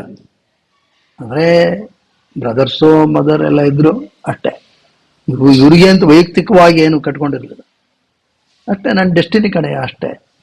ಮತ್ತು ಒಂದು ತಿಳ್ಕೊ ರಂಗನ್, ಇವ್ರು ಹೇಳ್ತಾರೆ, ಗೃಹಸ್ಥನಾಗಿ ಸ್ವಲ್ಪ ಕಿರಿಕಿರಿ ಇರ್ಬೋದು, ಆದರೆ ಗೃಹಸ್ಥನಾಗಿ ಜ್ಞಾನಿ ಆಗೋದು ಸನ್ಯಾಸಿಯಾಗಿ ಜ್ಞಾನಿ ಆಗೋದಕ್ಕಿಂತ ಸುಲಭ ಹೇಳ್ತಾರೆ. It is easy. ಗೊತ್ತಾಯ್ತೇನೆ ಅರ್ಜುನ? ಹಾಗಾಗಿ ಓಡಬೇಡ, ನೀನು ಎಲ್ಲೂ ಓಡೋಗ್ಬೇಕಾಗಿಲ್ಲ, ಮನಸ್ಸು ಪರಿವರ್ತನೆ ಆಗಬೇಕು. ಆಗ ಅರ್ಜುನ ಮತ್ತೆ ಹೇಳದಂತೆ, ಆದರೂ ಗುರುಗಳೇ, ಕೆಲವು ಘಟನೆಗಳು ಜೀವನದಲ್ಲಿ ಮರೆಯಕ್ಕಾಗಲ್ಲ ಗುರುಗಳೇ. ವಿಶೇಷವಾಗಿ ನಾವು ಏನೋ ಕಳ್ಕೊತೀವಿ, ಕೆಲವು ಸಾವು ನೋವು, ಇದೆಲ್ಲ ಮರೆಯಕ್ಕಾಗಲ್ಲ ಗುರುಗಳೇ. ಇದೆಲ್ಲ ಕಾಡ್ತಾ ಇರುತ್ತೆ. ಏನ್ ಮಾಡೋದು, ಕಾಡ್ತಾ ಇರುತ್ತೆ. ಅದಕ್ಕೆ ಗುರುಗಳು ಹೇಳಿದ್ರಂತೆ, ನೋಡಪ್ಪ, ಇದಕ್ಕೆ ಇನ್ನೊಂದು ಘಟನೆ, ಭಗವಾನ್ ರಾವಣರ ಜೀವನದಲ್ಲೇ ಇರುವಂತ ಒಂದು ಘಟನೆಯನ್ನು ಹೇಳ್ತೀನಿ, ಕೇಳಿಸ್ಕೊ. ಒಂದ್ಸತಿ ಬೆಂಗಾಲೀಸ್ ಒಂದು ಗುಂಪು ಇವ್ರ ದರ್ಶನಕ್ಕೆ ಬಂದಿದ್ರಂತೆ. ಅದರಲ್ಲಿ ಏನಾಗಿದೆ, ಯಾರಿಗೋ ಒಬ್ಬರಿಗೆ ಒಂದು ತಮ್ಮ ಮಗು ಅಕಾಲಿಕ ಮರಣವನ್ನ ಅಪ್ಪಿದೆ. ಅದು ಇವ್ರು ಕೇಳ್ಕೊತಾ ಇದ್ರಂತೆ, ಏನ್ ಕರ್ಮ ಮಾಡಿರ್ತದು, ಯಾಕೆ ಈ ತರ ಶಿಕ್ಷೆ, ಇಷ್ಟು ಚಿಕ್ಕ ವಯಸ್ಸಿನಲ್ಲಿ ಈ ಮಗು ಯಾಕೆ ಹೋಗ್ಬೇಕಾಗಿತ್ತು? ಭಗವಾನ್ ರಮಣರು ಹೇಳಿದ, ನೋಡಿ, ಅದು ಪ್ರಾರಬ್ಧ ಕರ್ಮ ಅಂತಿರುತ್ತೆ. ಯಾವುದೇ ಆಗ್ಲಿ ಆ ಪ್ರಾರಬ್ಧ ಕರ್ಮ ಅಂತ ಆದ್ಮೇಲೆ ಅಲ್ಲಿಗಾಯ್ತು ಅಷ್ಟೇ, ಅಲ್ಲಿಗಾಯ್ತು. ಆಮೇಲೆ ಅಲ್ಲೇ ಮುಂದುವರಿತೀವಿ ಅಂದ್ರೆ ಏನರ್ಥ? ಯಾವ್ದೋ ಶಾಲೆಗೆ ಸೇರ್ಕೋತೀರಾ, ಆ ಶಾಲೆಯಲ್ಲಿ 7ನೇ ಕ್ಲಾಸ್ ತನಕ ಇದೆ ಅಂತ ಇಟ್ಕೊಳ್ಳಿ. 7ನೇ ಕ್ಲಾಸ್ ಆದ್ಮೇಲೆ ಏನ್ ಮಾಡ್ಬೇಕು? ಈಗ 1ನೇ ಕ್ಲಾಸಿಗೆ ಬರ್ತೀನಿ ಏನಕ್ಕಾಗುತ್ತೆ? ಆಗಲ್ಲ, ಬಿಡ್ಬೇಕು. ಇದು ಅಷ್ಟೇ, ಪ್ರಾರಬ್ಧ ಕರ್ಮ ಅಂತಿರುತ್ತೆ ಅಷ್ಟೇ. ಅದರಿಂದ ಅದಿರ್ಲೇನು ಹೆಚ್ಚಿಗೆ ಏನು ನೀವು ವಿಚಲಿತರಾಗಬಾರದು. ಆದರೆ ನೀವು ಅದಕ್ಕೆ ಹೇಗೆ ಪ್ರತಿಕ್ರಿಯೆ ಕೊಡ್ತೀರಾ ಅಲ್ಲಿ ಬದಲಾಯಿಸ್ಕೊ. ಹೇಗೆ? ಒಂದು, ನನಗೇನೋ ಆಗೋಯ್ತು ಅಂತ ಒದ್ದಾಡ್ಬೋದು. ಇನ್ನೊಂದು, ದೇವರ ಮಗು ಅಷ್ಟೆ, ದೇವರು ಇದನ್ನು ಕೊಟ್ಟಿದ್ದಾನೆ ಅಷ್ಟೆ, ದೇವರೇ ತಗೊಂಡಿದ್ದಾನೆ, ಮುಗಿತು, ಇನ್ನೇನಿಲ್ಲ. ಇದು ಯಾವುದು ಸೂಫಿ ಸೈಂಟ್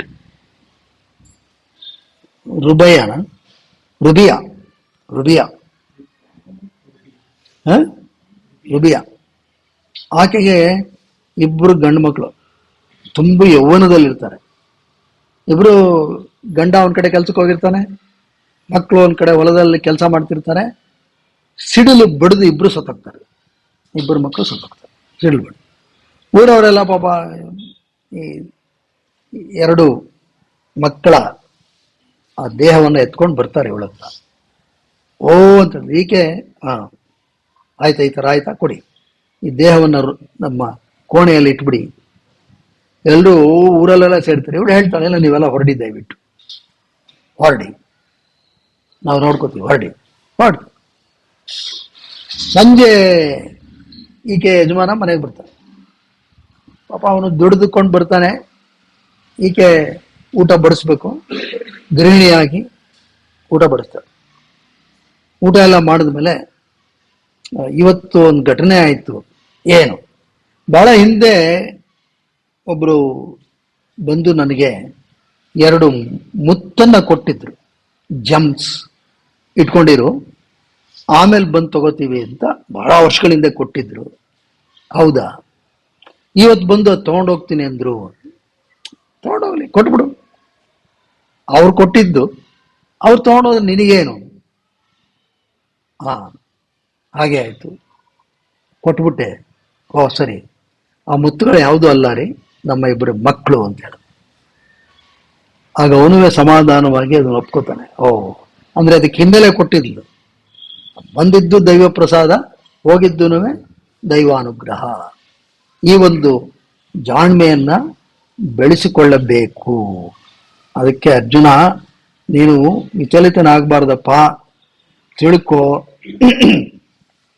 ಇದಕ್ಕೆ ಯೋಗ ವಾಸಿಷ್ಠದಲ್ಲಿ ಒಂದು ಘಟನೆ ಇದೆ, ಅದನ್ನು ಹೇಳ್ಬಿಡ್ತೀನಿ, ತಿಳ್ಕೊ. ಯೋಗ ವಸಿಷ್ಠರು ಶ್ರೀರಾಮನಿಗೆ ಹೇಳಿದ್ದು. ಅರ್ಜುನ, ಶ್ರೀರಾಮನಿಗೂ ಒಮ್ಮೆ ಅನ್ನಿಸ್ತಂತೆ, ಇದೇನು ಈ ರಾಜ್ಯ, ಇದು ಇದೆಲ್ಲ ಯಾತಕ್ಕೆ? You wanted to renounce everything. ವಿರಕ್ತನಾಗ್ಬಿಟ್ಟಿದೆ, ಏನಿದು ಅಂತ. ಆಗ ದಶರಥ ಕೇಳ್ತಾನೆ, ಯಾಕೋ ಒಂಥರ ಇದ್ದಾನೆ ನನ್ನ ಮಗ ರಾಮ, ವಸಿಷ್ಠರೇ ಅವನಿಗೆ ನೀವು ಉಪದೇಶವನ್ನು ಮಾಡಬೇಕು ಅಂತ. ಆಗ ವಸಿಷ್ಠರು ರಾಮನಿಗೆ ಉಪದೇಶ ಮಾಡಿದ್ದು ಆ ಸಂಪುಟವೇ ಯೋಗ ವಾಸಿಷ್ಠ. ಅಲ್ಲಿ ಒಬ್ಬ ರಾಜ, ರಿತಧ್ವಜ ಅಂತ, ಅವನಿಗಿಬ್ಬರು ಮಕ್ಕಳು, ಒಬ್ಬ ಪಾವನ, ಇನ್ನೊಬ್ಬ ಪುಣ್ಯ ಅಂತ. ಈ ಪಾವನ ಏನಪ್ಪಾ ಅಂತ ಹೇಳಿದ್ರೆ, ಅವನು ಎಲ್ಲ ಸುಸಂಸ್ಕೃತರೇ. ಈ ಋತಧ್ವಜಂದೇನಿತ್ತು, ಅವನಿಗೆ ವಯಸ್ಸಾಗ್ತಾ ಬಂತು. ಅವನಿಗೆ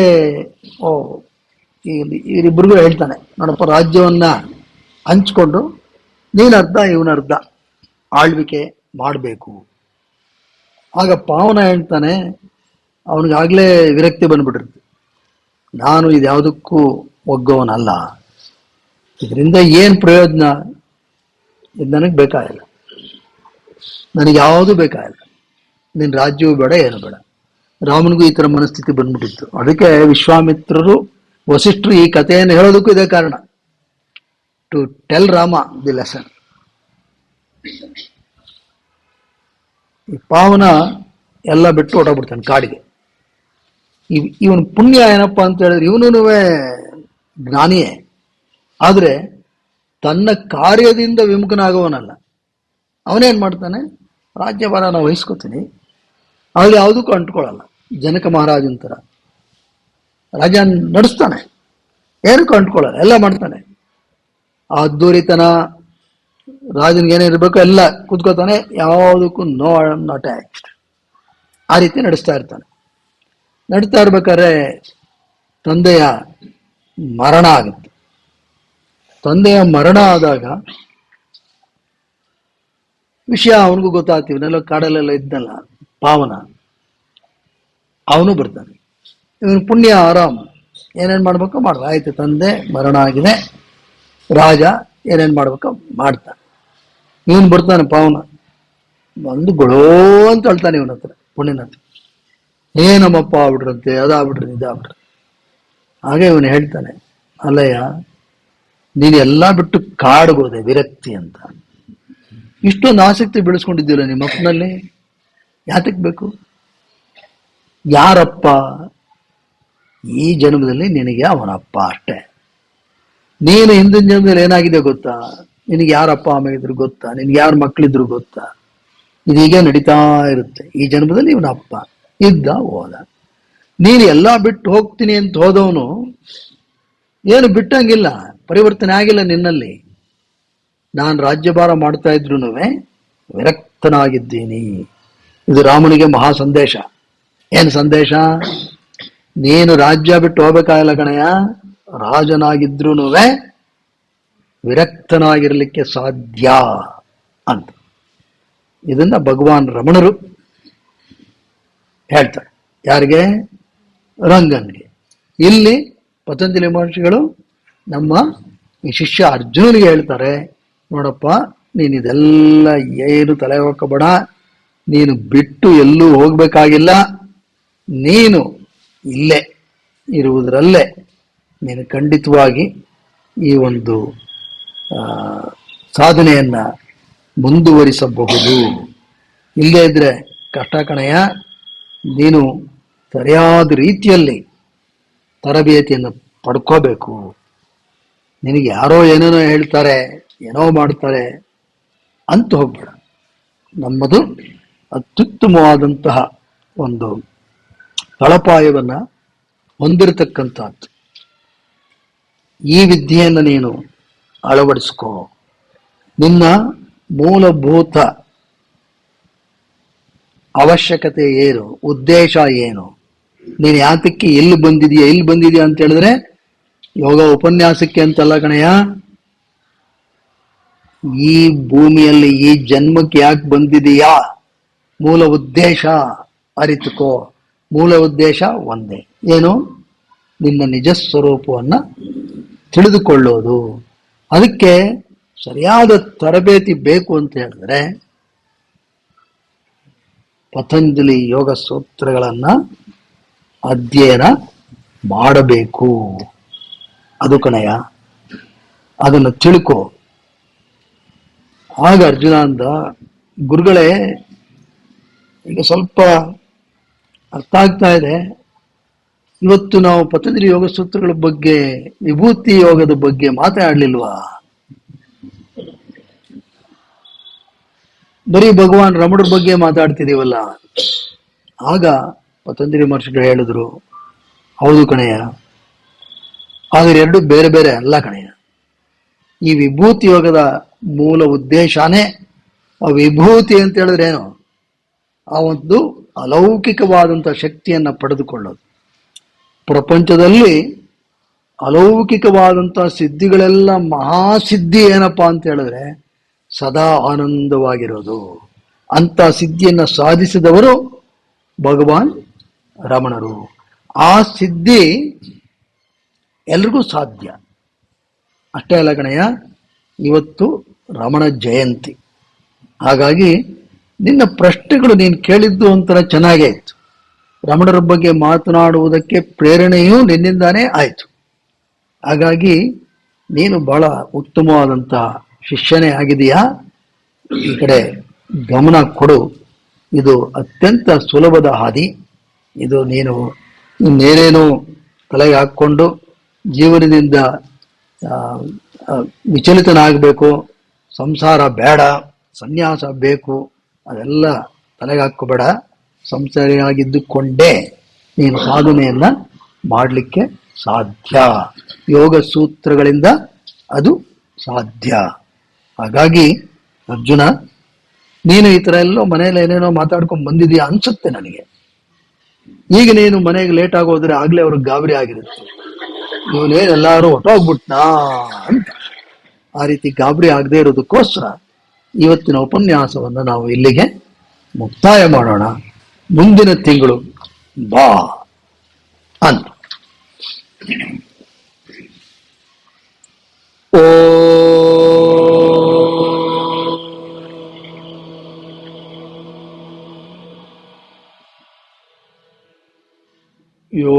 ಯೋಗೇನ ಚಿತ್ತಸ್ಯ ಪದೇನ ವಾಚಾ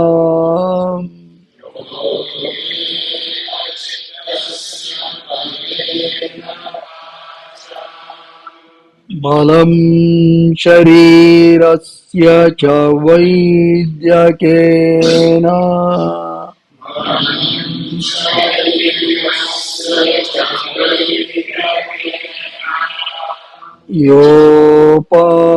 ಯೋಪಕರೋತ್ತಂ ಪ್ರವರಂ ಮುನೀನಾಂ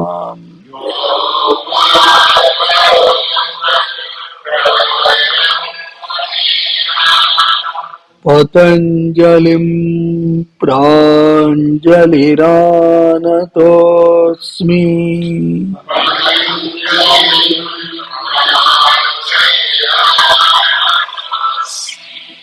ಹರಿ ಓಂ.